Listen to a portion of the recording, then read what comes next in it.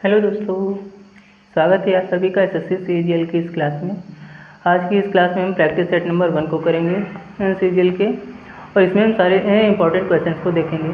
आपको हर क्वेश्चन के ऑप्शन भले ही 4 मिले, लेकिन उन ऑप्शंस के साथ एक्सप्लेनेशन जो मिलेगा वो आपके 40 क्वेश्चंस के बराबर होगा। तो आपको कोई फिक्र नहीं करनी है कि आपकी क्लासेस कैसे हो रहे हैं, या फिर कोई क्वेश्चन छूट रहा है या कोई टॉपिक छूट रहा है। ऐसा कुछ नहीं होने वाला है। हर टॉपिक को आपको पूरा एक्सप्लेन किया जाएगा, और इसमें हम इस पूरे प्रैक्टिस सेट की सीरीज़ में इसमें हम हिस्ट्री, ज्योग्राफी, पॉलिटी, इकोनॉमी और साथ में करंट अफेयर के ऑप्शंस को भी शामिल करेंगे। ठीक, उसके क्वेश्चंस को भी हम शामिल करते हुए चलेंगे। आप अगर चैनल पर नए हैं तो वीडियो को लाइक करके चैनल को सब्सक्राइब कर लीजिए। हम अपने पहले क्वेश्चन की तरफ बढ़ते हैं। ओके, हमारा पहला क्वेश्चन दे रखा है, भारत की जनगणना 2011 के अनुसार हिंदू धर्म की दर्ज संख्या वृद्धि क्या है। आपके ऑप्शन दे रखे हैं 14.3%, 16.8%, 18.5% और 11.7%। तो अगर हम इसके राइट आंसर की बात करें, इसका सही आंसर क्या हो जाएगा? इसका हो जाएगा सही आंसर 14.11%। अगर हम जनगणना की बात करते हैं, जनगणना अगर हम सेंसस की बात करते हैं, जनगणना यानी कि अगर हम सेंसस की बात करें तो सेंसस से कुछ इंपॉर्टेंट फैक्ट्स याद रखने हैं। अगर हम बात करते हैं सेंसस की, तो अगर हम प्राचीन समय में जाएं तो हमारी जो जनगणना है इसकी शुरुआत कहाँ हुई, कब हुई, और कहाँ से इसके स्रोत प्राप्त होते हैं, कहाँ से इसकी जानकारी मिलती। अगर हम प्राचीन काल में देखें तो जनगणना का उल्लेख सबसे पहले, जनगणना का जो सबसे पहला उल्लेख है वो रोमन साम्राज्य में। कहाँ पर? लिख लीजिएगा, ज़रा लिख लीजिएगा साथ में। कहाँ पर? साथ में लिख लीजिएगा। कहाँ? प्राचीन काल में। कहाँ? प्राचीन काल में। प्राचीन काल में जनगणना का, प्राचीन काल में जनगणना, प्राचीन काल में जनगणना का उल्लेख कहाँ पर? रोमन साम्राज्य में। कहाँ? रोमन साम्राज्य में। रोमन साम्राज्य में कौन से? कैडेस्ट्रियल नामक सर्वे, कैडेस्ट्रियल सर्वे से प्राप्त में, कैडेस्ट्रियल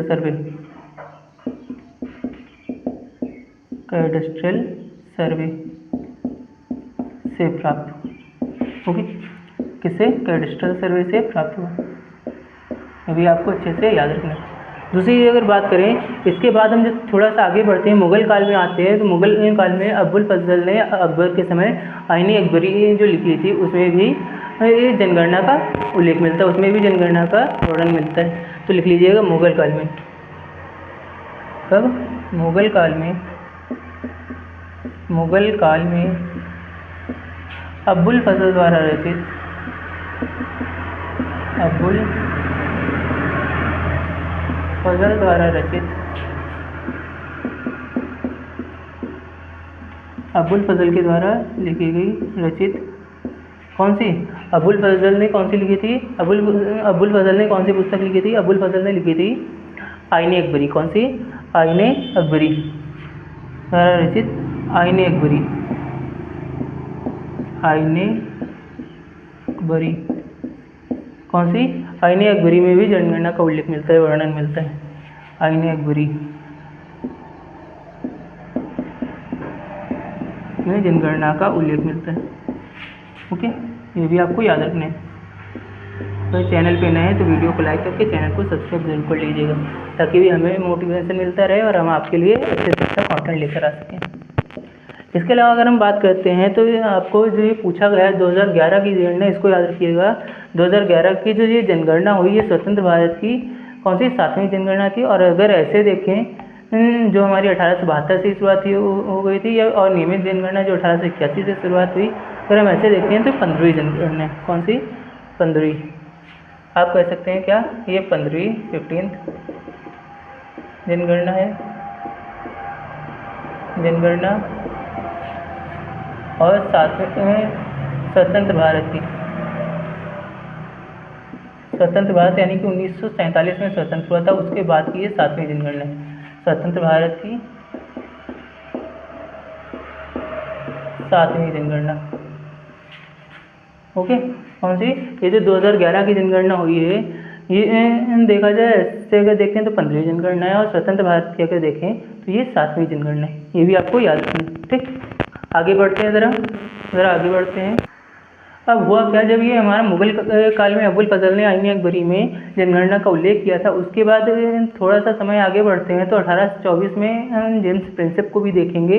उन्होंने क्या किया था, उन्होंने यूनाइटेड किंगडम यानी कि जो हमारा इंग्लैंड था उसके ही नीति को अपनाते हुए उन्होंने भी क्या किया था, जनगणना को लागू किया था। जनगणना उन्होंने कुछ क्षेत्रों में थोड़े थोड़े स्थानों पर जनगणना को लागू कराया था। कौन कौन से, जैसे लिख लीजिए ज़रा। इंग्लैंड में जनगणना अगर पूछी जाए तो आपको याद रखना 1801 के आसपास हुई थी, ठीक। इंग्लैंड की जनगणना नीति को अपनाते हुए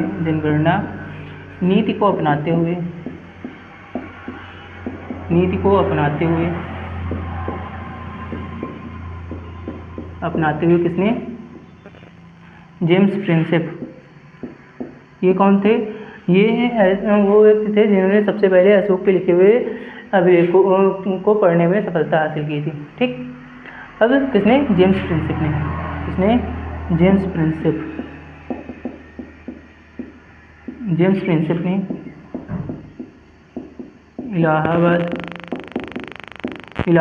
इलाहाबाद में कब? 1824 में। 1824। और कहाँ पर? इन्होंने बनारस में। कहाँ पर? और बनारस में कब? 1827-28 में। 1827-28 में क्या की? ये भारतीय शहरों में, कहाँ पर? ये जो 1827-28 में आयोजित की थी। कहाँ पर? 27-28 में आयोजित की। ये भी आपको अच्छे से याद रखना, ठीक। 1827-28 में आयोजित की, ओके।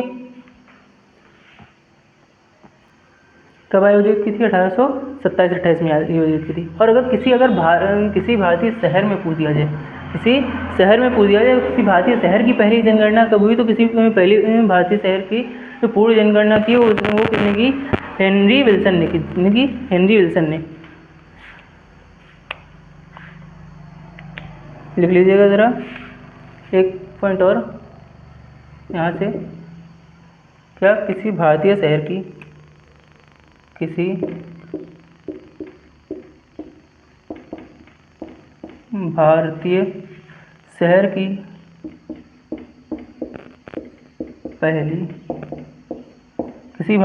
की पहली पूर्ण जनगणना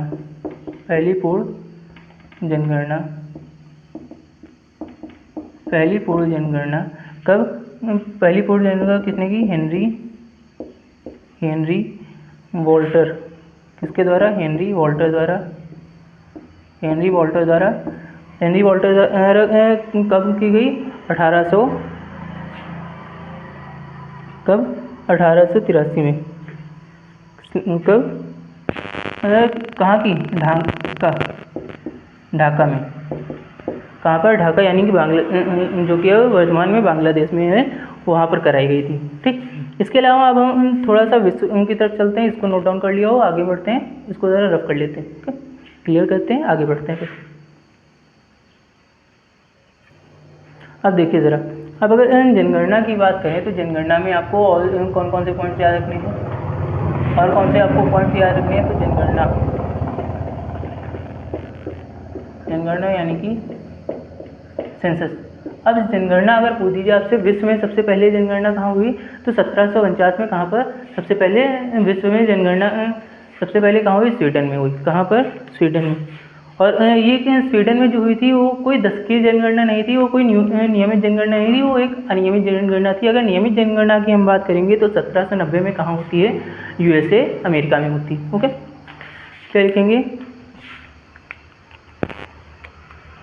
क्या लिखेंगे इसमें? विश्व में जनगणना की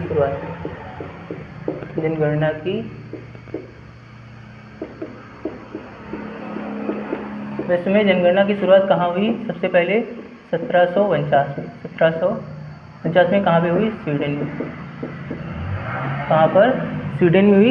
इसके अलावा अगर बात करें जो विश्व में 10 की जनगणना स्टार्ट हुई थी, जो 10 की जनगणना हुई विश्व में, वो विश्व में 10 की जनगणना हर 10 वर्ष में नियमित रूप से होने वाली पहली जनगणना कहाँ थी? 10 की जनगणना कहाँ पर हुई? ये भी आपको याद रखना है। 10 की जनगणना कहाँ हुई? 10 की जनगणना 1790 में। 1790 में कहाँ पर? यूएसए में। कहाँ पर? यूएसए में। ये भी आपको याद रखना है। अगर बात करें सबसे पहले भारत में जनगणना की शुरुआत कब हुई? तो भारत में पहली जनगणना कब हुई? भारत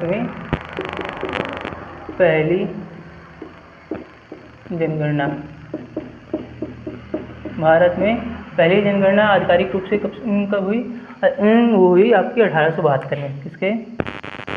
1872 में। किसके? इस समय वायसराय कौन था?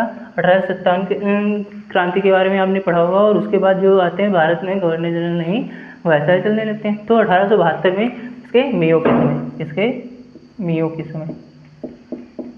मेयो के समय। अच्छा, ये जो जनगणना हुई थी 1872 में, ये कैसी जनगणना थी? ये अनियमित थी। कैसी थी? अनियमित थी। पहली नियमित यानी कि हर 10 वर्ष में होने वाली पहली भारत की जनगणना कब हुई? तो आपको ये भी याद रखना है कब हुई। नियमित 10 की जनगणना कब हुई? भारत में पहली 10 की जनगणना। ओके, पहली नियमित 10 की जनगणना। हम हर क्लास में कम से कम 5 क्वेश्चन लेके चलेंगे और हर क्वेश्चन को आपको इसी तरह से एक्सप्लेन करेंगे। तो ये नहीं देखना है कि कम क्वेश्चंस करा रहे हैं, आपको ये देखना है उस क्वेश्चन के अंदर कितना आपको इंपॉर्टेंट फैक्ट्स, कितने टॉपिक से रिलेटेड कितने ज़्यादा इंपॉर्टेंट चीज़ें मिल रही हैं। तो आपके हम 30 ऐसे ही अगर देखे जाए तो SSC CGL के जो हम ये प्रैक्टिस सेट करेंगे, टोटल 30 प्रैक्टिस सेट करेंगे, और इन 30 प्रैक्टिस सेट में हमारा टारगेट है कि हम 200 क्वेश्चन कराएंगे और इन 200 क्वेश्चंस को इससे भी बेटर तरीके से एक्सप्लेन करेंगे। तो आपको टेंशन नहीं लेना है कि आपकी प्रिपरेशन अच्छी होगी या नहीं होगी, आपकी बेस्ट प्रिपरेशन हो जाएगी। केवल आपको एक काम करना है, साथ में क्लास को नोट डाउन करते रहना है, और अगर चैनल पे नए हैं तो वीडियो को लाइक करके चैनल को सब्सक्राइब भी कर लीजिए। साथ में बेल आइकन पर क्लिक करके ऑल पर प्रेस कर दीजिएगा, ताकि आने वाले हर क्लास का नोटिफिकेशन आपको सबसे पहले मिल सके। ओके, अब ज़रा देखते हैं 10 की जनगणना पहली बार कब हुई थी भारत में? कब हुई? 1872 में। कब हुई? 10 की जनगणना की बात कर रहे हैं ना, तो 10 की जनगणना कब हुई? सबसे पहले 1881 में हुई, और इस समय पे हमारा वायसराय कौन था? रिपन। इसके रिपन के समय। ये कैसी थी? नियमित जनगणना थी, जो हर 10 वर्ष में अब आगे इसके बाद होती रहेगी। ठीक, अब जब प्रथम जनगणना की बात करते हैं, तो प्रथम जनगणना जो हुई थी, इसके अगर पूछ दिया जाए जो हमारी भारत की पहली जनगणना थी, इसके जनगणना आयुक्त कौन थे? जो ये पहली नियमित जनगणना हुई, हमारे इसके आयुक्त कौन थे? तो आपको आयुक्त, भारत के पहले जनगणना आयुक्त आपको याद रखना है कौन? भारत के पहले जनगणना आयुक्त। बैकग्राउंड वॉइस को ज़रा एक नोट कीजिएगा। जनगणना आयुक्त कौन थे? उनका नाम भी आपको याद रखना है। अगर आपको आंसर याद है, आपको इस नाम पता है, तो आप आंसर भी कमेंट करते रहें, ताकि हमें भी पता चलता रहे कि आप उनको कितना अच्छे से क्लियर है। दूसरी चीज़, साथ में जब आप कमेंट करते हैं तो कमेंट में ये भी लिख दीजिएगा कि आपको जो अगले क्वेश्चन चाहिए SSC CGL के, आपके पॉइंट ऑफ व्यू से, उनके हिसाब से आपका कौन सा पॉइंट कमज़ोर पड़ता है, उससे रिलेटेड क्वेश्चन चाहिए। ये चीज़ आप कमेंट कर देंगे तो हम उसी हिसाब से जो क्वेश्चन आगे के लेके आएंगे, वो SSC CGL के जितने भी प्रीवियस ईयर के क्वेश्चन हैं उसी टॉपिक से रिलेटेड लेके आएंगे, ताकि उन टॉपिक्स को भी हम ज़्यादा बेहतर तरीके से कंप्लीट करा दें। ओके, अगर हम बात करें भारत के पहले जनगणना आयुक्त कौन थे, तो भारत के पहले जनगणना आयुक्त कौन थे? WC लोडेन। कौन थे? WC लोडेन थे। ये भी आपको याद रखना है। अगर हम बात करें तो हमारे अगर हम देखते हैं भारत में प्रति वर्ष कितने कब अगर हम देखें भारत में प्रतिवर्ष जनगणना दिवस कब मनाया जाता है, या फिर जनसंख्या दिवस कब मनाया जाता है, तो आपको ये भी बताना है। ज़रा कमेंट में बताइए। तब तक हम थोड़े से और इम्पोर्टेंट फैक्ट्स लिख लेते हैं, थोड़े से और इम्पोर्टेंट चीज़ें लिख लेते हैं। अगर आपसे पूछ दिया जाए क्या स्वतंत्र भारत की प्रथम जनगणना कब हुई, आपसे पूछा जाए स्वतंत्र भारत की प्रथम जनगणना कब हुई? 1951 में। कब हुई? 1951 में। और जो स्वतंत्र भारत की पहली जनगणना हुई, इसके अगर जनगणना आयुक्त पूछ दिया जाए, इसके जनगणना आयुक्त जो भारतीय थे, तो इसके जनगणना आयुक्त कौन थे? जनगणना आयुक्त, इसके अगर जनगणना आयुक्त की बात करें, इसके जनगणना आयुक्त कौन थे? आपको ये भी याद रखना है, क्या नाम था? आर.ए. गोपालास्वामी। क्या? आर.ए. गोपालास्वामी, ये नाम भी आपको याद रखना है। ठीक। दूसरी चीज़ अगर हम बात करें जनसंख्या दिवस, आपकी बात करें जनसंख्या दिवस जो है वो हर वर्ष कब मनाया जाता है? जनसंख्या दिवस हर वर्ष 11 जुलाई को मनाया जाता है। कब? 11 जुलाई को क्या मनाया जाता है? जनसंख्या दिवस, जनसंख्या दिवस मनाया जाता है। ये भी आपको अच्छे से याद रखना है। ठीक, ये भी आपको अच्छे से याद रखना है। और पहली बार ये जो हमारा जो पहली बार जो हुआ था, इसमें आपको एक चीज़ और बतानी है। क्या? जो हमारी स्वतंत्र भारत की जो पहली जनगणना हुई 1951 में, ये बताना है अगर हम शुरुआत से काउंट करें तो ये किस नंबर की जनगणना थी। आपको ये ज़रा कमेंट करना है। ओके, कमेंट करके बताइए ज़रा। अच्छा, अगर हम बात करें ये और एक पॉइंट लिख लीजिए, जो इन्होंने जो जनगणना कराई, पहले जनगणना आयोग, इन्होंने कब कराई थी? इन्होंने पहली बार जनगणना 17 फरवरी 1881 में कराई। कब? पहली जनगणना इन्होंने जो कराई, W.C. प्लोडेन जो पहले जनगणना आयुक्त थे, इन्होंने कब कराई? 17 फरवरी 1881 में। ये पॉइंट भी आपको साथ में लिख लेना है। ओके, अब अगर हम बात करें भारत की ये जो जनगणना है, ये जनगणना ये किस सूची के अंदर आता है? 7वीं अनुसूची में आता है। ये जनगणना जो है वो 7वीं अनुसूची के संघ सूची का विषय है। लिख लीजिएगा ज़रा। देखिए, अब अगर हम जनगणना की बात करें तो जनगणना जो हमारा है, ये जो जनगणना है ये 7वीं सूची के 7वीं अनुसूची जो है संविधान की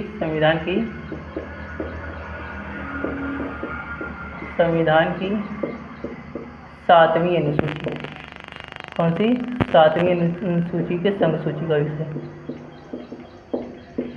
इसका विषय है ये संघ सूची का विषय, ये भी आपको याद रखना है। अच्छा, जो हमारी जनगणना होती है, इसमें अगर कहा जाए इस जनगणना से आपसे अगर पूछ दिया जाए तो आपको एक पॉइंट और याद रखना है कि जो हमारा आर्टिकल 246 है, जो अनुच्छेद हमारा 246 है, इसके बाद इसके अनुसार जो जनगणना का अधिकार है, जनगणना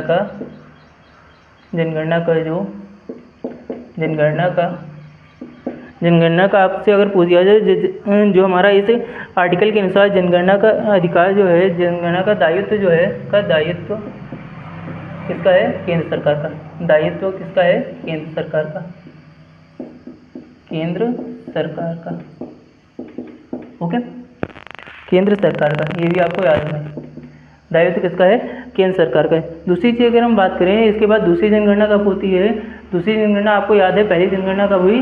नियमित जनगणना 1881 में हुई। दूसरी नियमित जनगणना अगर बात करें, दूसरी नियमित जनगणना कब हुई? दूसरी नियमित जनगणना कब हुई? सेकेंड सेंसस जो हुआ, दूसरी नियमित जनगणना जो हुई, ये कब हुआ था? 1891 में। कब? 1891 में। अच्छा, इसके अगर आयुक्त पूछ दिया जाए, इसके अगर हम जनगणना आयुक्त पूछें, इस दूसरी वाले की, इसके आयुक्त कौन थे? इसके जनगणना आयुक्त कौन थे? ये बताइए ज़रा, इसके जनगणना आयुक्त कौन थे? तो आपको याद रखना है क्या? J.A. बेंस। कौन थे? J.A. बेंस। ये भी आपको याद रखना है। ओके, अच्छा, अगर हम बात करें तीसरी जो जनगणना हुई है, जो तीसरी जनगणना हुई, उसके इनसे रिलेटेड पूछ दिया जाए आपसे, जो थर्ड सेंसस है, ये काफ़ी इंपॉर्टेंट है क्योंकि इससे रिलेटेड क्वेश्चन काफ़ी बार पूछ दिए जाते हैं। कब हुई? 1901 में। इससे रिलेटेड आपको कुछ चीज़ें याद रखनी है। पहली चीज़ ये कि जो जनगणना हुई किसके? कर्जन के समय हुई। किसके? इस समय वायसराय कौन था? कर्जन था। कर्जन के समय। सबसे मेन पॉइंट आपको याद रखना, किसके समय हुई? कर्जन के समय। और इस समय जो ये जनगणना के आयुक्त थे, जो आयुक्त थे, उनका नाम क्या था? जो आयुक्त थे जनगणना आयुक्त, उनका नाम क्या था? H.H. रिस्ले। क्या नाम था? H.H. रिस्ले नाम था उनका। ठीक, ये भी चीज़ आपको याद रखनी। इसमें दूसरी चीज़ अगर बात की जाए, इस समय जो जनगणना हुई है, इसमें लगभग जनगणना के अनुसार जो हमारे भारत है, जो भारत की जो जनसंख्या थी वो कितनी थी? लगभग 23.84 करोड़ थी। लगभग कितनी थी? वो लगभग 23.84 करोड़ थी। ये भी आपको अच्छे से याद रखना। ठीक, बाकी इससे रिलेटेड जनगणना से रिलेटेड जो इंपॉर्टेंट पॉइंट्स होते हैं वो अगले सेट में करेंगे हम थोड़ा थोड़ा हर टॉपिक से इंपॉर्टेंट वाला कराते जाएंगे, ताकि आपको भी याद करने में दिक्कत ना हो, ज़्यादा एक साथ ना लगे कि हाँ एक साथ बहुत सारी चीज़ें आ गई। अब हम दूसरा क्वेश्चन देखते हैं, फिर आगे बढ़ेंगे। आपका दूसरा क्वेश्चन पूछा गया है, लेबांग घूमने किस राज्य का प्रदर्शनकारी नृत्य। आपके ऑप्शन दे रखे हैं त्रिपुरा, महाराष्ट्र, केरल और उड़ीसा। अगर हम लेबांग घूमनी नृत्य की बात करें तो लेबांग घूमनी कहाँ का नृत्य है, ये हमारा त्रिपुरा का नृत्य है। त्रिपुरा में असल में लेबांग नाम का एक कीड़ा होता है जो खेत में फसल को क्या करता है, फसल को नुकसान पहुंचाता है। उसको पकड़ने के लिए एक नेट फेंका जाता है और उसी नेट को फेंकते हुए उसे प्रतीकात्मक के रूप में क्या किया जाता है, ये नृत्य किया जाता है। ये नृत्य अगर पूछा जाए, इससे रिलेटेड चीज़ें आपको भी याद रखनी होंगी। क्या पहले कुछ चीज़ें देख लेते हैं। पहले इसके आंसर की बात करें, क्या आंसर क्या हो जाएगा, लेबांग घूमनी नृत्य किस राज्य का है, किस राज्य का प्रदर्शनकारी नृत्य है, तो आपको याद रखना है कहाँ का, त्रिपुरा का है। दूसरी चीज़, अगर हम त्रिपुरा के कुछ नृत्यों की बात करें तो त्रिपुरा के नृत्य ज़रा डाल लीजिएगा यहाँ पर, त्रिपुरा के नृत्य। अगर हम त्रिपुरा की बात करें, तो त्रिपुरा से आपको कौन कौन से याद रखना है। सबसे पहले आपको होजागिरी नृत्य याद रखना है। कौन सा, होजागिरी नृत्य, होजागिरी नृत्य, ये आपको सबसे पहला याद रखना है। अगर हम होजागिरी नृत्य की बात करते हैं, तो ये किससे मनाया जाता है, ये रियांग जनजाति इनकी महिलाओं द्वारा किया जाता है। किसकी, ये रियांग जनजाति की महिलाओं द्वारा किया जाता है। किसकी, ये रियांग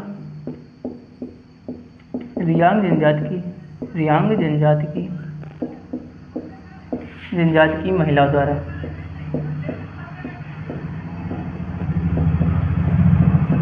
द्वारा किया जाता है।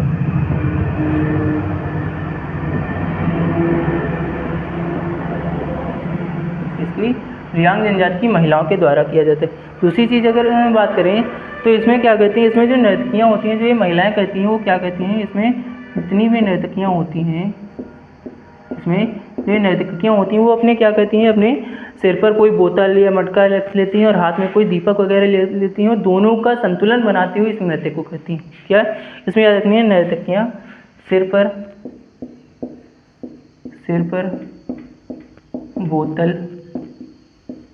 बोतल और हाथ में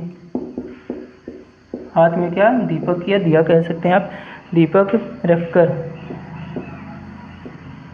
क्या संतुलन करते हुए नृत्य करती हैं, संतुलन बनाकर इस नृत्य को करती हैं। दूसरी चीज़ आपको इसके बाद अगर पूछ दिया जाए, त्रिपुरा का दूसरा नृत्य जो है इंपॉर्टेंट आपसे पूछा जाता है, वो कौन सा है, गरिया नृत्य। कौन सा, गरिया नृत्य। अगर आपसे इस गरिया नृत्य के बारे में पूछा जाए तो आपको याद रखना है, ये जो त्रिपुरा में गरिया नृत्य किया जाता है, ये कब किया जाता है, ये गरिया पूजा के दौरान किया जाता है। कब किया जाता है, गरिया पूजा के अवसर पर। कब, गरिया पूजा के अवसर पर, गरिया पूजा के अवसर पर, ये भी आपको याद रखना है। दूसरी अगर पूछें तो ये असल में किया क्यों जाता है, तो ये अच्छी फसल के लिए क्या किया जाता है, अच्छी फसल और समृद्धि की कामना करने के लिए किया जाता है। क्यों किया जाता है, अच्छी फसल, क्यों, अच्छी फसल और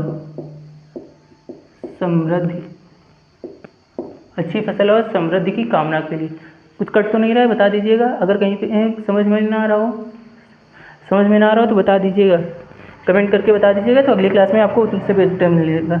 समृद्धि की कामना के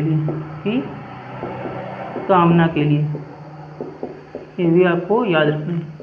ठीक, ये क्यों किया जाता है, ये जो नृत्य है अच्छी फसल और समृद्धि की कामना के लिए किया जाता है। दूसरी से बात करें, इसको कौन कहते हैं, अभी हमने होजागिरी नृत्य को देखा, इसमें रियांग जनजाति की महिलाओं द्वारा किया जाता है। लेकिन इसकी अगर हम बात करें गरिया नृत्य की, इसे महिलाएं और पुरुष दोनों करते हैं। कौन, इसे महिला एवं पुरुष, महिलाएं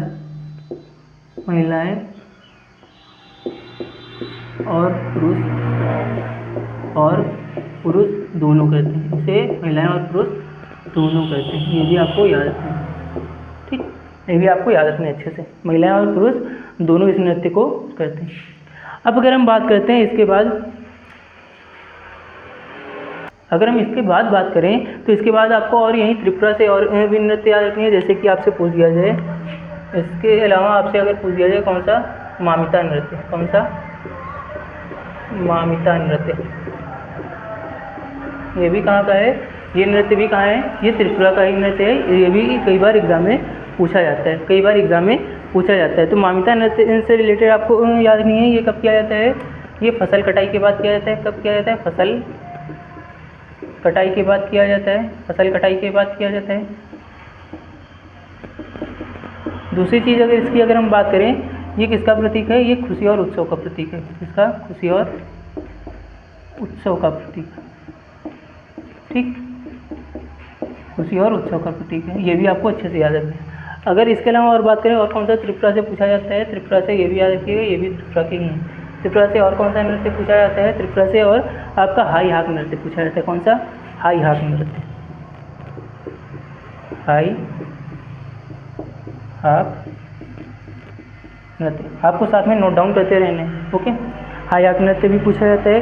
अब ये किसके द्वारा किया जाता है, ये हलम जनजाति के द्वारा। किसके, ये हलम जनजाति का पारंपरिक नृत्य है। किसका, हलम जनजाति का, हलम जनजाति का पारंपरिक नृत्य है, ओके। ये भी याद रखना है आपको। दूसरी चीज़ अगर हम बात करें, ये किस लिए किया जाता है, ये अच्छी उपज की प्रार्थना के लिए किया जाता है। किस लिए, अच्छी उपज की प्रार्थना के लिए,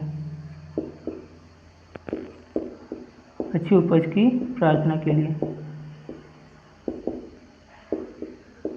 अच्छी उपज की प्रार्थना के लिए। अब अगर हम बात करें महाराष्ट्र के नृत्यों की, महाराष्ट्र के, थोड़ा नेक्स्ट पेज पे चलते हैं तब करते हैं।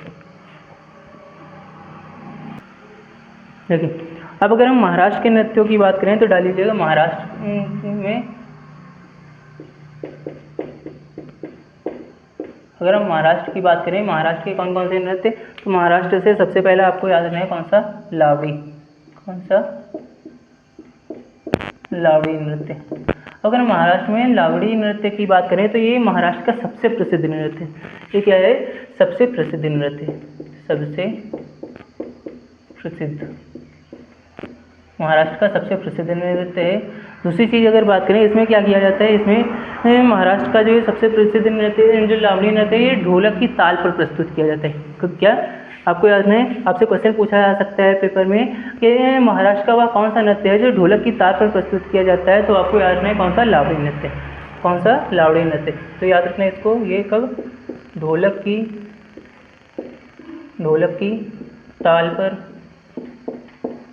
ताल पर प्रस्तुत किया जाता है, ढोलक की ताल पर प्रस्तुत किया जाता है। ये भी आपको अच्छे से याद रखना है, ये भी आपको अच्छे से याद रखना है। अब अगर बात करें लावड़ी के अलावा कौन सा, तमाशा नृत्य। ये ऐसे क्वेश्चंस हैं जो आपके एग्जाम में कई बार क्लिक हुए, कई बार पूछे गए। अगर हम तमाशा नृत्य की बात करें, ये तमाशा नृत्य जो है वो लोक नृत्य भी है। क्या, लोक नृत्य और लोकनाट्य का मिश्रित रूप है, लोक नाट्य का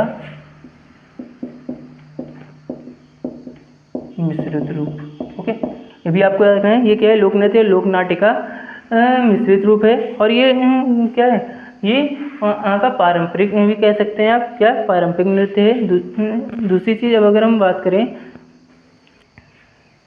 दूसरी ये क्या है, वहाँ पर पारंपरिक माध्यम से किया जाता है, पारंपरिक माध्यम से,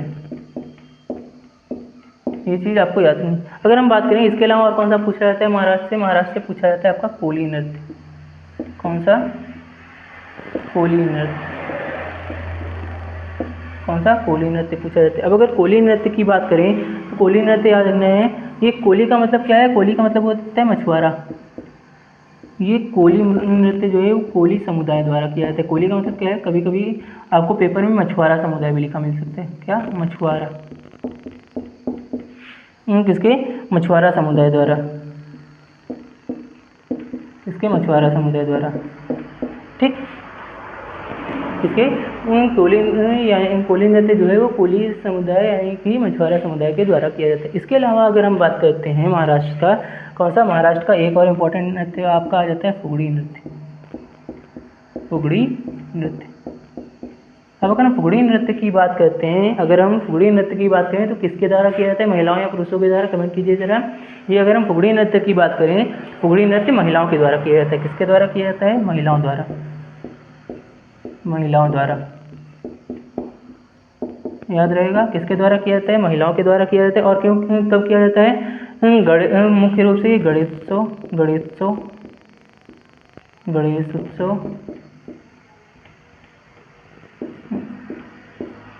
और बाकी जो अन्य धार्मिक अवसर होते हैं उन पर भी किया जाता है। धार्मिक अवसर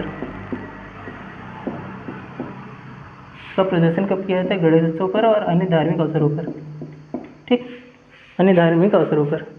ठीक, अब जरा देखते हैं इसके बाद एक और नृत्य, राज्य के नृत्य को देखते हैं, फिर आगे बढ़ते हैं। हम आगे बढ़ते हैं और अब हम महाराष्ट्र हो गया, अब हम जरा केरल के नृत्य को देख लेते हैं, केरल से संबंधित नृत्यों को देख लेते हैं, उसके बाद फिर आगे करेंगे। देखते हैं जरा केरल से संबंधित नृत्यों को। अगर हम केरल की बात करते हैं, इसकी अगर हम केरल की बात करें, आपको केरल याद रखना है। केरल, अगर हम केरल की बात करें तो केरल से संबंधित आपको याद रखना है क्या, केरल में दो नृत्य आपको याद रखने हैं क्या, पहला मोहिनीअट्टम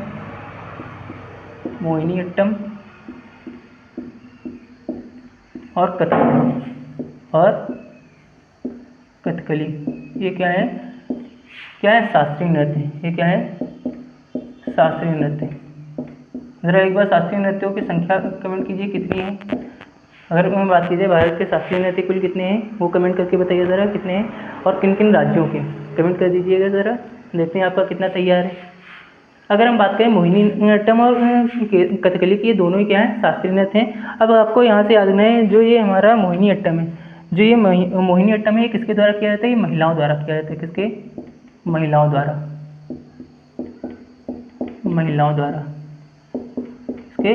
इसका प्रदर्शन किसके द्वारा किया जाता है, महिलाओं द्वारा प्रस्तुत किया जाता है। अब अगर हम थोड़े से और नृत्यों की बात करते हैं तो आपका केरल से पूछा जाता है, थेयम नाम का लोक नृत्य है, जो आपका पूछा जाता है। कौन सा, थेयम नृत्य।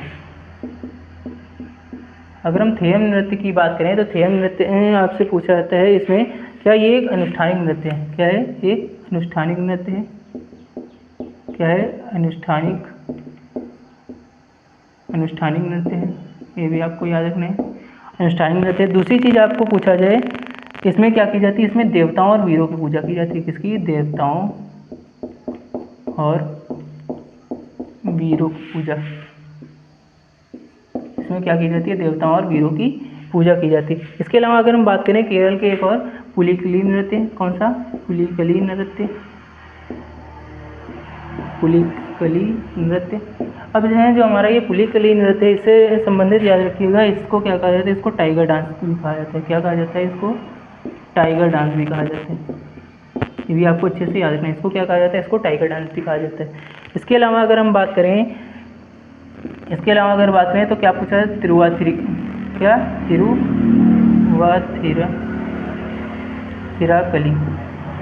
तिरुवाथिराकली नृत्य। ये भी कहाँ का है, ये भी हमारा केरल का ही है। और इससे संबंधित आपको कुछ चीज़ें याद रखनी है।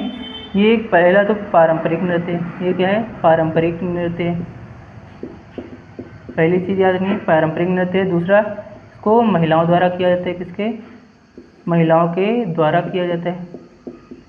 किसके द्वारा, महिलाओं के द्वारा किया जाता है। कभी भी पूछा जाए जो तिरुवाथिराकली नृत्य है वो किसके द्वारा किया जाता है, वो महिलाओं के द्वारा किया जाता है। दूसरी चीज़ आपसे पूछ दिया जाए, इसमें ये कब कब किया जाता है, तो आपको याद रखना है, ये ओणम और कौन सा, तिरुवाथिरा पर्व पर। कब कब किया जाता है, तिरुवाथिरा पर्व पर किया जाता है। ठीक, ये चीज़ भी आपको अच्छे से याद रखना है। इसके अलावा एक और पूछा जाता है आपका केरल से आपका एक नृत्य पूछा जाता है। कौन सा, पदयानी। कौन सा नृत्य पूछा जाता है आपका यहाँ से पूछा जाता है पदयानी नृत्य।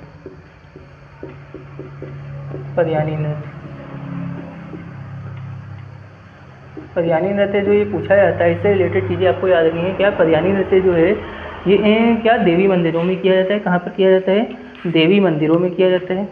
कहाँ पर, देवी मंदिरों में किया जाता है। कहाँ पर, देवी मंदिरों में। ये आपको याद रखना है। दूसरी चीज़ क्या किया जाए, इसमें जो हमारा पदयानी रहते हैं इसमें किसका प्रयोग किया जाता है, इसमें बड़े बड़े मुखौटों का प्रयोग किया जाता है। किसका? बड़े बड़े मुखौटों का प्रयोग किया जाता है। बड़े बड़े मुखौटों का इसमें प्रयोग किया जाता है। मुखौटों का प्रयोग किया जाता है। ओके, अब बढ़ते हैं अपने नेक्स्ट क्वेश्चन की तरफ। इतने रिलेटेड पॉइंट्स हो गए। बाकी राज्यों के भी नृत्य और इम्पोर्टेंट चीज़ें हम करते रहेंगे, साथ में आगे आगे क्वेश्चन पे करते रहेंगे। आप अगर चैनल पे नए हैं तो वीडियो को लाइक करके चैनल को सब्सक्राइब कर लीजिए, साथ में बेल आइकन को भी प्रेस कर लीजिए ताकि आने वाली हर क्लास का नोटिफिकेशन आपको मिल सके।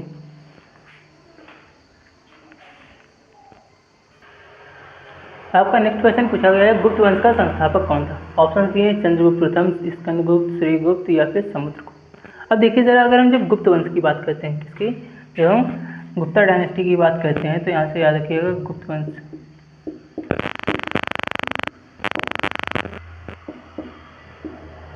गुप्त वंश को याद रखिएगा। क्या इसे अगर हम गुप्त वंश की बात करें, इसे क्या कहा जाता है, इसे भारतीय इतिहास का स्वर्ण युग कहा जाता है। क्या कहा जाता है इसे? भारतीय इतिहास का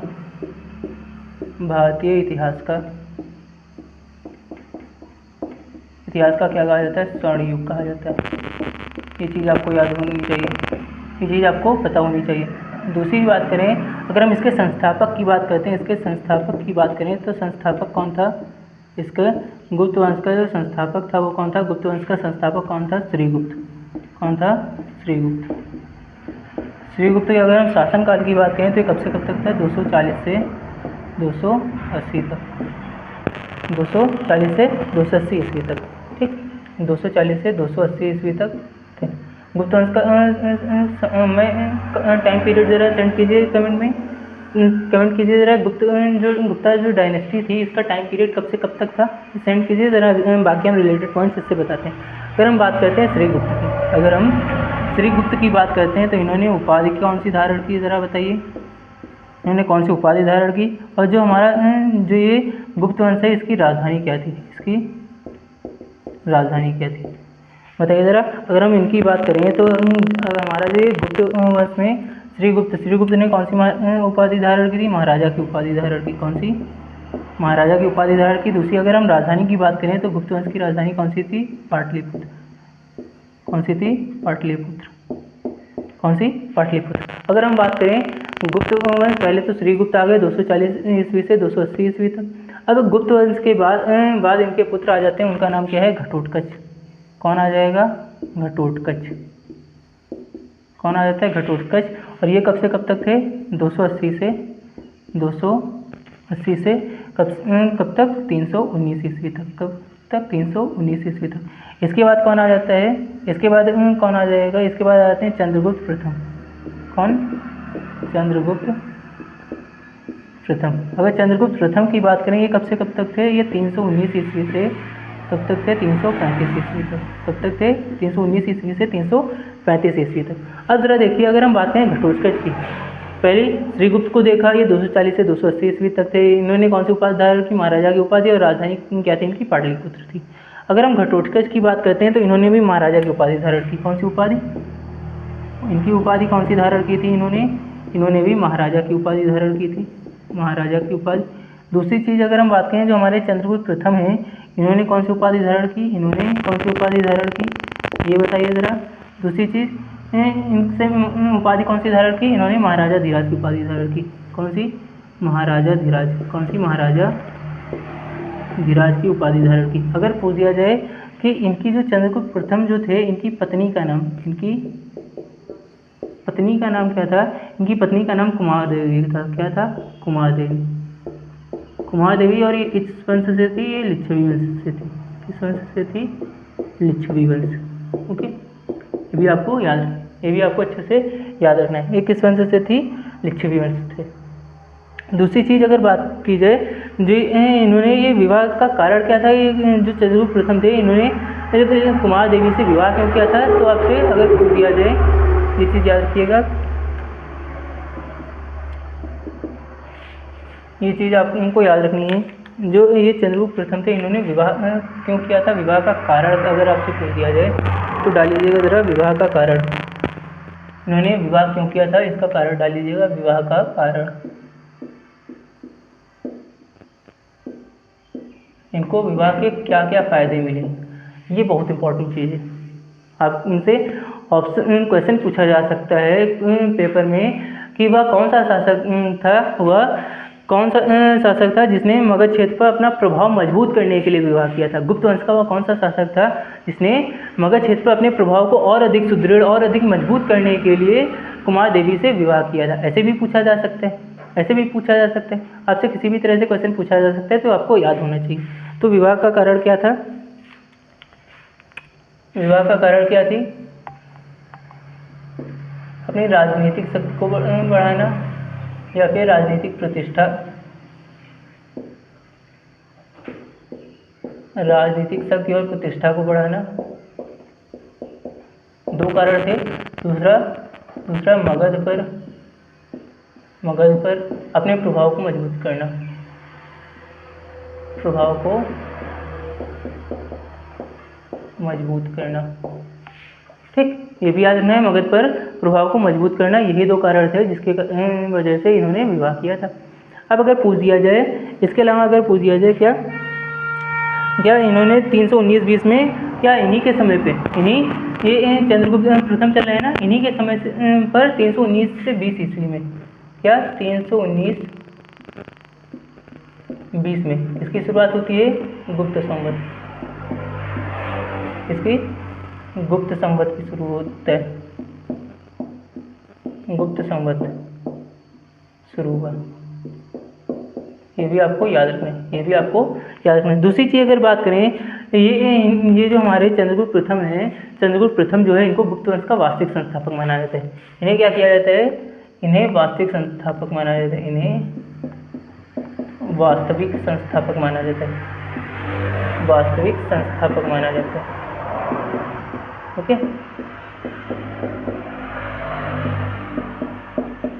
इन्हें क्या वास्तविक संस्थापक माना जाता है, ये चीज़ भी आपको अच्छे से क्लियर होनी चाहिए।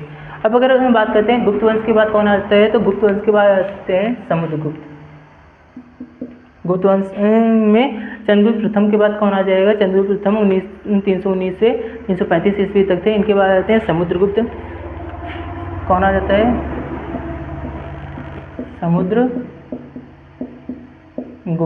कब से कब तक हैं, 335 से 375 ईस्वी तक।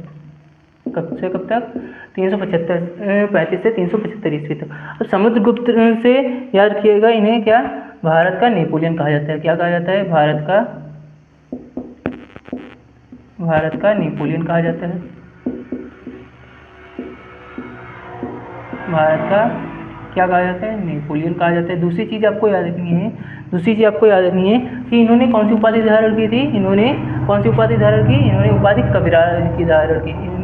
इनके जो सिक्के थे, गुप्त वंश के जो सिक्के मिले हैं, उन पर इनको वीणा बजाते हुए, वीणा वादन करते हुए दिखाया गया है। तो इन्होंने कौन सी उपाधि धारण की थी, इन्होंने कौन सी, कविराज की उपाधि, कौन सी, कविराज की उपाधि धारण की, ये भी याद रखना है। दूसरी चीज़ अगर आपसे पूछ दिया जाए कि ये जो समुद्रगुप्त हैं, इनकी जानकारी कहाँ से मिलती है, तो किससे मिलती है, प्रयाग प्रशस्ति अभिलेख से। किससे, प्रयाग, इनकी जो जानकारी है, इनकी जो जानकारी मिलती है, किससे मिलती है, प्रयाग प्रशस्ति से, प्रयाग प्रशस्ति। अच्छा, ये बता सकते हैं प्रयाग प्रशस्ति लिखा किसने था, इसके रचयिता कौन थे। इसको असल में अशोक का जो स्तंभ था, अशोक के स्तंभ पे इसको लिखा गया, और इसको लिखा किसने था, इसको लिखा था इनके दरबारी कवि हरिशेन ने। किसने लिखा था, इनको लिखा किसने, इसको लिखा था किसने, हरिशेन ने। किसने, हरिशेन। ये कौन थे, ये इनके दरबारी कवि थे, दरबारी कवि, ठीक। ये कौन थे, ये दरबारी कवि थे, ये भी आपको याद होना चाहिए, ठीक, ये भी आपको अच्छे से पता होना चाहिए। इसको अशोक के ही स्तंभ पर लिखा गया, ये भी आप चाहे तो नोट कर लीजिए, क्या, अशोक के स्तंभ पर लिखा गया, स्तंभ पर लिखा गया, ये भी चाहे तो आप नोट कर लीजिए, ठीक, ये भी याद रखना है आपको। दूसरी चीज़ अगर बात करें, इन्होंने क्या किया था, दक्षिण भारत के टोटल कितने 12 राजाओं को हराया था।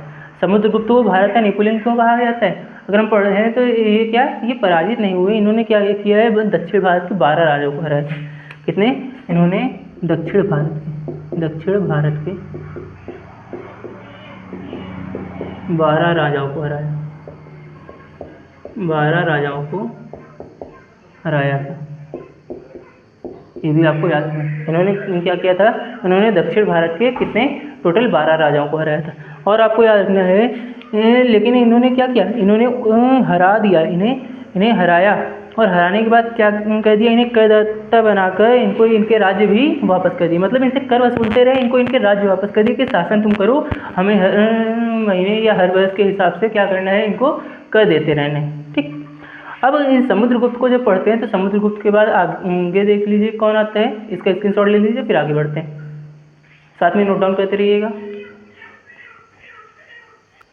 अब देखिए ज़रा, अब हमने समुद्रगुप्त को पढ़ लिया, समुद्रगुप्त तक हो चुका है। समुद्रगुप्त कब से, 335 से 375 तक से। अब समुद्रगुप्त के जस्ट बाद कौन आ जाता है, समुद्रगुप्त के तुरंत बाद कौन आ जाता है, आ जाते हैं हमारे चंद्रगुप्त द्वितीय। कौन आ जाएंगे, चंद्रगुप्त द्वितीय। देख लीजिए ज़रा, कौन आ जाएगा, चंद्रगुप्त द्वितीय।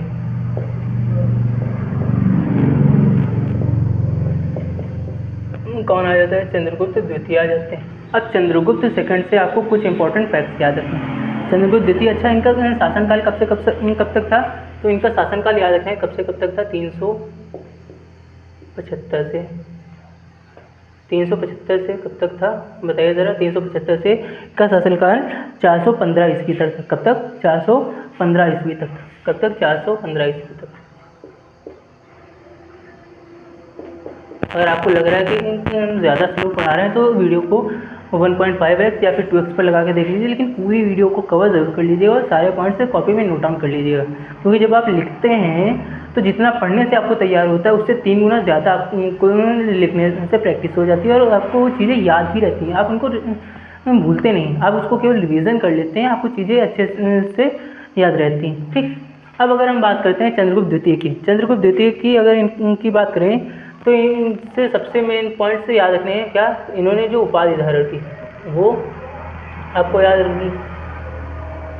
इन्होंने कौन सी उपाधि धारण की, इन्होंने विक्रमादित्य, कौन सी, विक्रमादित्य की उपाधि धारण की। दूसरी चीज़ आपको याद रखनी है, इन्होंने दूसरी राजधानी भी बनाई, इन्होंने दूसरी राजधानी बनाई। इस वजह से चंद्रगुप्त द्वितीय जो है ये इंपॉर्टेंट हो जाती है, इन्होंने दूसरी राजधानी बनाई। अब बताइए ज़रा, दूसरी राजधानी इन्होंने कौन सी बनाई थी, दूसरी राजधानी इन्होंने उज्जैन को बनाया था।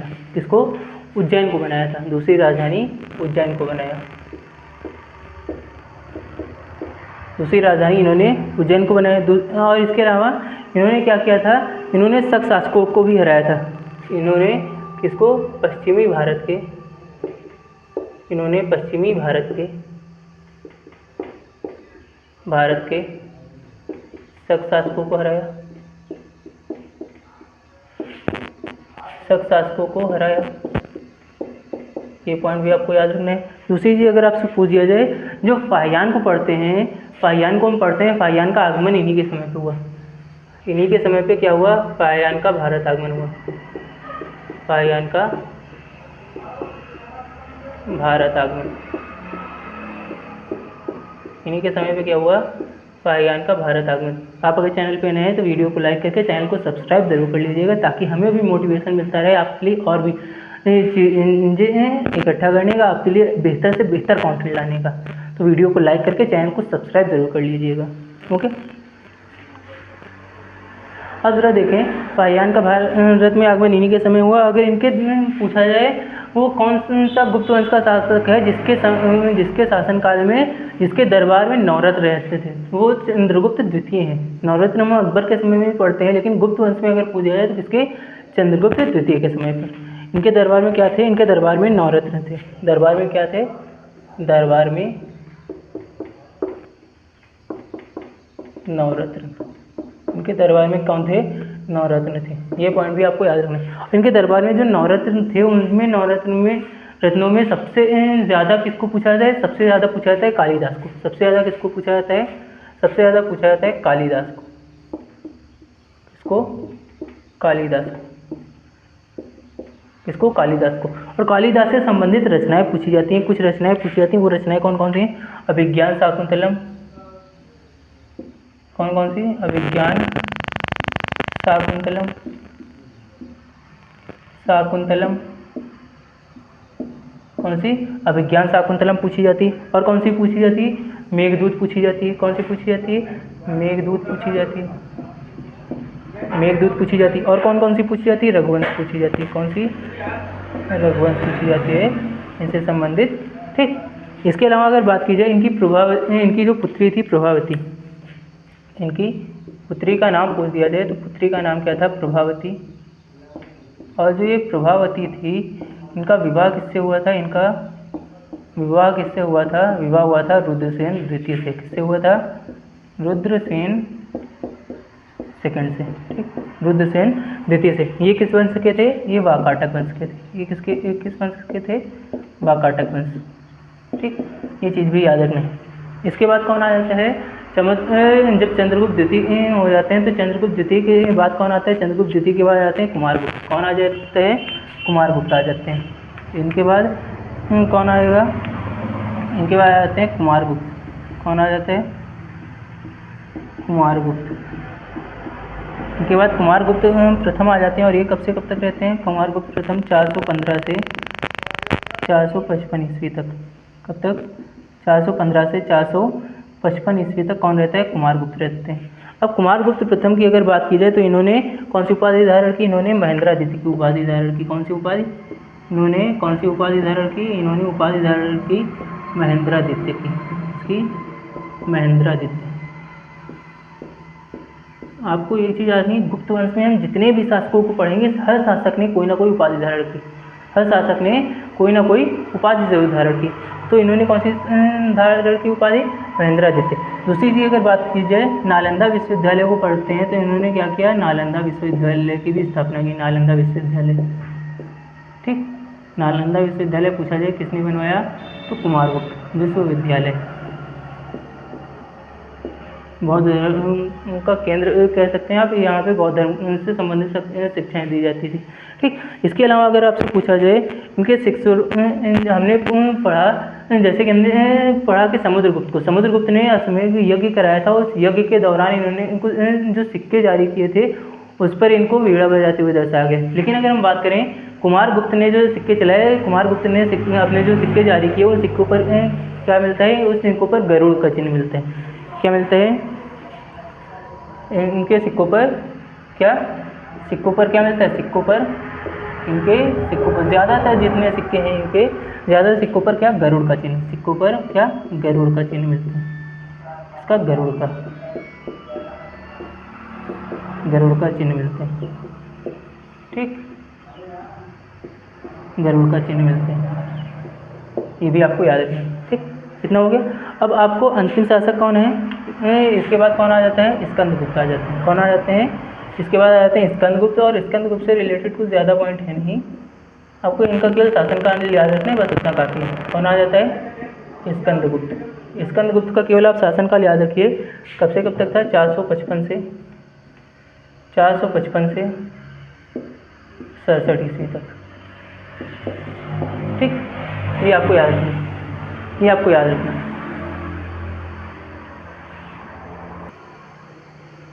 हमारा आज का लास्ट क्वेश्चन है, किस विटामिन की कमी से रतौंधी नामक रोग होता है? आपके ऑप्शन दे रखे हैं vitamin B1, vitamin C, vitamin A और vitamin E। Right answer comment कीजिए ज़रा, किस विटामिन की कमी से रतौंधी नामक रोग होता है? किस विटामिन की कमी से? तो आंसर आपको याद रखना है, किसकी कमी से होता है? विटामिन A की कमी से। किसके? विटामिन A की कमी से। अच्छा, कुछ रोग याद रखने, किस विटामिन की कमी से कौन से रोग होते हैं? याद रखना, विटामिन की कमी से डाल लीजिए ज़रा, विटामिन की कमी से होने वाले रोग। कमी से होने वाले रोग। विटामिन की कमी से होने वाले रोग कौन कौन से विटामिन? अगर आपसे A पूछ दिया जाए, आपसे B1 पूछ दिया जाए, आपसे विटामिन C पूछ दिया जाए, आपसे विटामिन D पूछ दिया जाए, आपसे विटामिन E पूछ दिया जाए, आपसे विटामिन K पूछ दिया जाए, बताइए ज़रा किस रोग की कमी से किस विटामिन की कमी से कौन सा रोग होता है, बताइए ज़रा, किस विटामिन की कमी से कौन सा रोग होता है। अगर हम विटामिन ए की बात करें, इसकी कमी से कौन सा रोग होता है, रतौंधी हो जाती है। कौन सी, रतौंधी हो जाती है। अगर हम विटामिन B1 की बात करें, विटामिन B1 की कमी से कौन सा रोग होता है, बेरी रोग हो जाता है। कौन सा, बेरी रोग हो जाता है। अगर हम विटामिन सी की बात करें, विटामिन सी की कमी से कौन सा, स्कर्वी नामक रोग होता है। कौन सा, स्कर्वी नामक। और विटामिन डी की बात करें तो विटामिन डी की कमी से कौन सा, रिकेट्स नामक रोग होता है, रिकेट्स।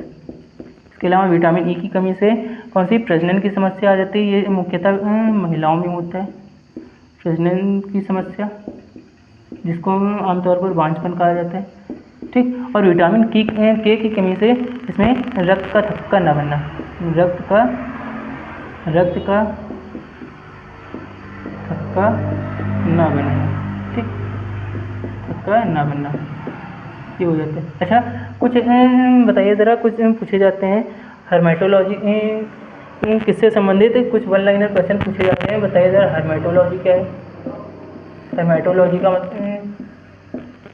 हर्मेटोलॉजी में किसका अध्ययन किया जाता है। इसके अलावा कार्डियोलॉजी बताना है आपको, कार्डियोलॉजी बताइए, कौन सा, कार्डियोलॉजी बताइए। इसके अलावा नेफ्रोलॉजी बताइए, इसके अलावा नेफ्रोलॉजी बताइए, नेफ्रोलॉजी।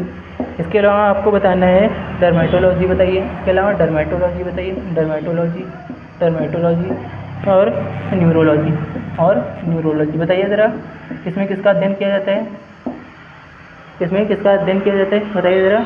इसके अलावा आपको बताना है कि हमारा जो ब्लड होता है, हमारा जो रक्त होता है, ब्लड की पीएच वैल्यू कितनी होती है। जो ब्लड है, ब्लड का की पीएच वैल्यू कैसी होती है, क्षारीय होता है या फिर अम्लीय होता है, ये बताना है। दूसरी चीज़ अगर पूछें कि रक्त का जो ब्लड का रंग जो है इसका, वो लाल किसकी वजह से होता है, रंग लाल किसकी वजह से होता है, ये भी आपको बताना है।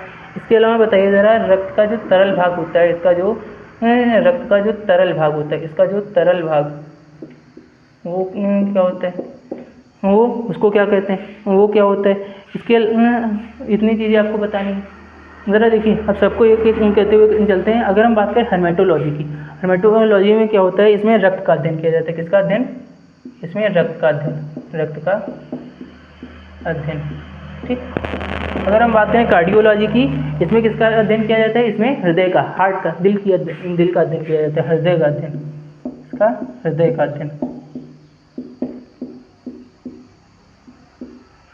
अगर हम बात करें नेफ्रोलॉजी, इसमें किसका, गुर्दे का अध्ययन किया जाता है, इसमें किसका, गुर्दे का अध्ययन किया जाता है, गुर्दे का अध्ययन किया जाता है। इसके अलावा अगर हम बात करें डर्मेटोलॉजी, इसमें त्वचा का अध्ययन, हमारी जो स्किन होती है इसके बारे में अध्ययन किया जाता है। इसका त्वचा का अध्ययन,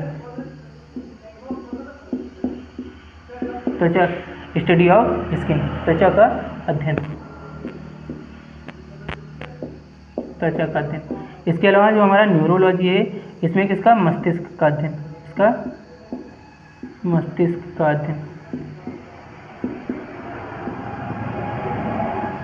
इसका मस्तिष्क का अध्ययन। बैकग्राउंड में जो थोड़ी बहुत आवाज़ आ रही है उसको इग्नोर कीजिएगा, केवल क्लास पे फोकस कीजिए और साथ में सारे इंपॉर्टेंट पॉइंट्स को लिखते रहिए। अगर हमने आपसे पूछा कि हमारा जो ब्लड है, हमारा जो रक्त होता है, उसका पीएच मान कितना होता है, उसका पीएच मान क्या होता है, 7.4 होता है। अब ज़रा बताइए, 7.4 हमारा अम्लीय में आता है या क्षारीय में आता है, ये किस में आता है, हल्का क्षारीय हो जाता है। कैसा हो जाता है, हल्का